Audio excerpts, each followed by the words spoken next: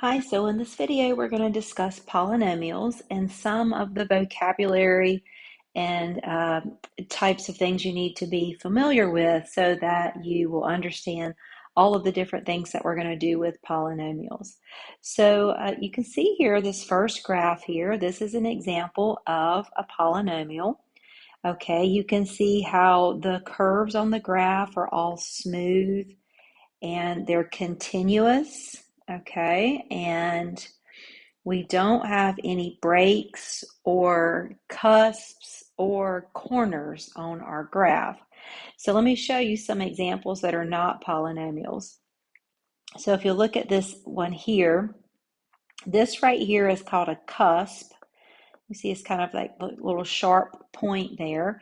And polynomials do not have a cusp. So if you ever see something like that on a graph, then you are not working with a polynomial. Okay, the second one here on this row has a break. Okay, you can see here where the graph has a little empty spot there. And polynomials do not have breaks. And on this third one here, we have some corners. Okay, these would be considered corners. And if you see corners on a graph, then you're not working with a polynomial. So in general, for a polynomial, you're always looking for this smooth, continuous type of graph. Okay, now polynomials can be like a parabola. Okay, those are considered to be a polynomial, okay? They can also be like our cubic function that we've worked with. That would be considered a polynomial. So they can have a lot of different looks to them. I just wanted you to see a few examples that were not polynomials, okay? So if you'll look at the definition, there's a few words that you need to be familiar with. And one of them is degree. And we're going to work with degree a lot for this whole unit. And your degree is n, okay? So you can see that little exponent there is n. And that represents the degree of the polynomial, which is going to provide us with information about the polynomial and how to solve it and how to graph it and all that good stuff. And then we also have coefficients, all right? And these are the numbers in front of each of those x's. We have a constant coefficient and a constant term. That's going to be this guy on the end here.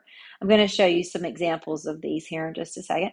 And we also have leading coefficient and leading term. All right, so these are all things that you need to be familiar with. Let me show you an example, a couple of examples of what I'm talking about here.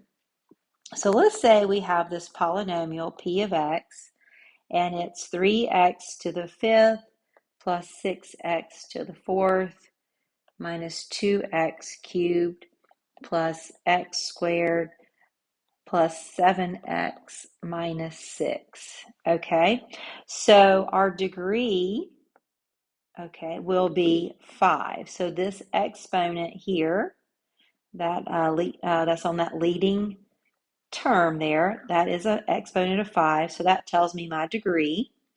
Okay, now my leading term is the 3x to the fifth. So leading term is the 3x to the fifth. My leading coefficient is going to be the 3. So it's the coefficient that's on that leading term. Okay, so it's just the 3. All right, let's see what else. Oh, so if they're asking you for, you need to know the coefficients of the graph. Okay, my coefficients are these numbers that are in front of each, okay, of these terms here. So they go all the way through. So my coefficients would be 3, 6, negative 2, 1, 7, and then negative 6. Okay. Let's see, my constant term, this is the term that doesn't have a variable on it. So let's get some of these other marks out of here. My constant term is going to be this one here, that -6. Okay, so that's when you don't have a variable in that term. Okay, so these are all going to tell us, help us to decipher information about the polynomial when we get to our graphing and things like that. All right, let me show you another quick example here of a different polynomial. It's written a different way.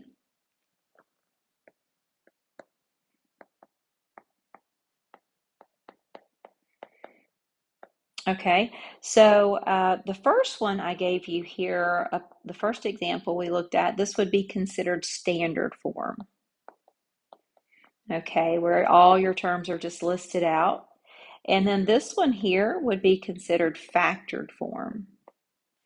Okay, so you can see how you've got it written as a product.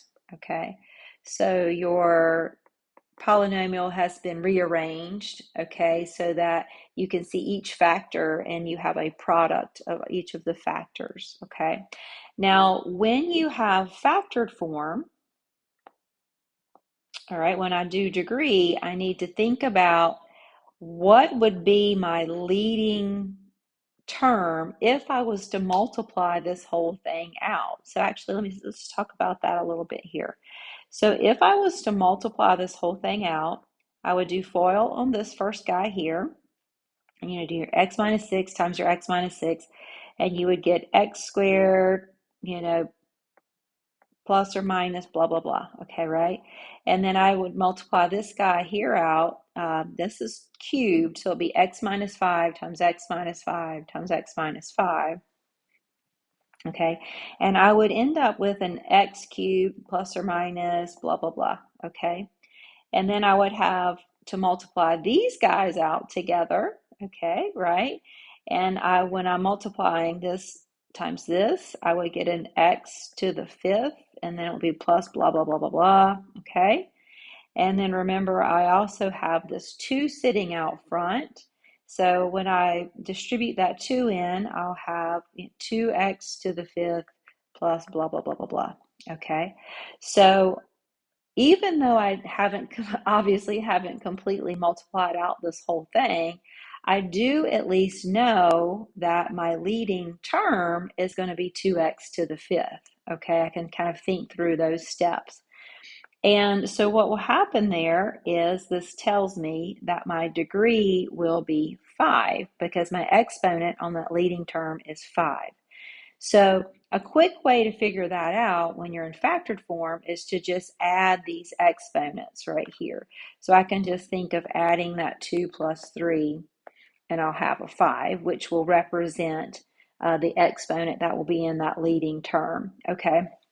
So, like I said, sometimes if they give you the factored form, you're not going to want to multiply the whole thing out, right? But you're going to need to know the degree. And so this would be a little way to figure out the degree without actually having to multiply out the whole polynomial. If they give it to you in the standard form here, right, then your degree is just going to be whatever exponent is in that leading term. Okay. Now, this one here, if you needed to know all of the other information about, your coefficients and your constant term and things like that, you would have to just multiply out the p of x function. But in this case, probably all you would need is just to know that degree, which is 5. Okay. Now, as we get a little further into our polynomials, we're also going to talk about zeros and end behavior. So I'm just going to give you a couple of quick examples of sort of what is going to happen with that conversation. Let's say you've got a polynomial like this, okay? And these x-intercepts that we're seeing here, these are representing zeros. And sometimes you'll also see those called roots of the function, okay? For this example here, we're seeing 4 zeros, okay? If we had something like this, okay, then you can see here you're going to see those 3 zeros or roots, okay? Now, in behavior, it talks about what's happening on the end of the graph, okay?